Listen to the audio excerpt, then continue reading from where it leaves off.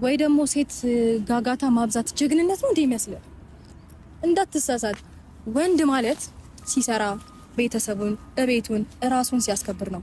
ያንተ ወንድነት መለኪያ ደግሞ ሴት መቀየር ነው። ገባ? ወንድ የሆንክ ከመሰለ ተሳስተሃል። ምናልባት ብዙ ሰዎች ጀግና ሊሉክ ይችላሉ። እነሱን ስለምትመስልና የእነሱን ሀሳብ ኢንፍሉዌንስ ስለምታደርግላቸው ነው ጀግና የሚሉክ። ያ ግን የጀግንነት መገለጫ እንዳይመስልክ።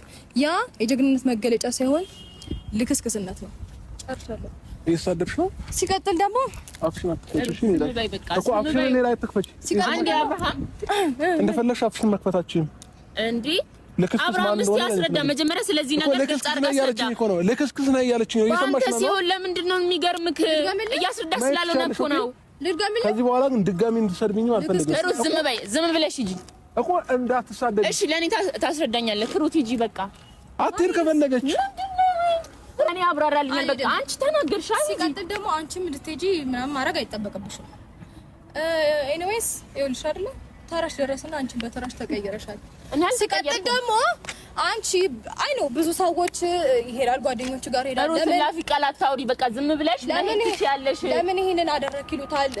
ቤተሰቡም ጋር ቢሄድ ይቆጡታል። ጓደኞቹም ኤቭሪቲንግ ሰው ሁሉ ለምን ይሄንን አደረክ ብሎ ስለሚቆጣው አንቺ ጋር ሲመጣ ግን ያገኘሽው መስሎሽ ልብሽ ጮቤ ረገጣ 44 መታ በተራሽ ሩት ዝም በይ በቃ።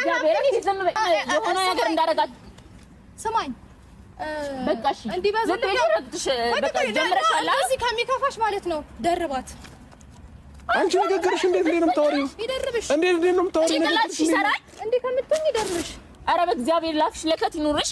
የሰው ልጅ በአፉ ነው ጭንቅላቱ የሚታየው። እሺ ሲቀጥል ደግሞ ሁለት ናቸው። 1 8 ጨምርበት 10 ይሆናል። ከዛ ተቸገረ አንቺ ልብሽ